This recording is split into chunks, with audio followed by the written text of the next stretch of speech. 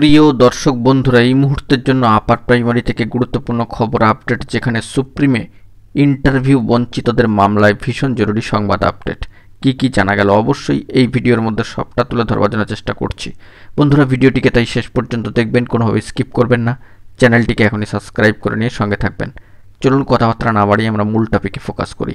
বন্ধুরা, এই মুহূর্তে দাঁড়িয়ে ইন্টারভিউ বঞ্চিত আপার প্রাইমারি চাকরি প্রার্থীবৃন্দের যে অবস্থান ধর্ণা কর্মসূচি, তা 1000-এরও বেশি দিন অতিক্রম করে যাওয়ার পরেও কিন্তু বহাল রয়েছে সম্মানীয় শহীদ মাতঙ্গিনী হাজরা মূর্তির পাদদেশ অঞ্চলে।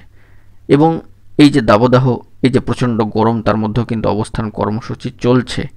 সর্বোপরি বলা প্রয়োজন, সর্বোচ্চ ন্যায়ালয় সুপ্রিম কোর্টে অত্যন্ত গুরুত্বপূর্ণ মামলা রিফাইলিংয়ের ক্ষেত্রেও কিন্তু একটা সাফল্য বা দৃষ্টান্ত ফুটে উঠেছে।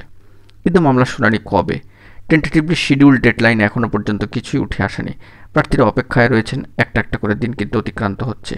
ইতিমধ্যেই চলে আসছি আমরা এই এপ্রিল মাসের একটু করে শেষের দিকে। ইন্টারভিউ বঞ্চিত আপার প্রাইমারি চাকরি প্রার্থীবৃন্দের অন্যতম গুরুত্বপূর্ণ মামলা, যা সর্বোচ্চ ন্যায়ালয় সুপ্রিম কোর্টে রয়েছে, সেখান থেকে কোনো টেন্টেটিভলি শিডিউল ডেডলাইন এখনও পর্যন্ত উঠে আসেনি। যদি পরবর্তী ক্ষেত্রে স্ট্যাটাসে উঠে আসে, সবটাই তুলে ধরবো। এখন এটুকুই, ভালো থাকবেন, চ্যানেলটিকে সাবস্ক্রাইব করে সঙ্গে থাকবেন। ধন্যবাদ।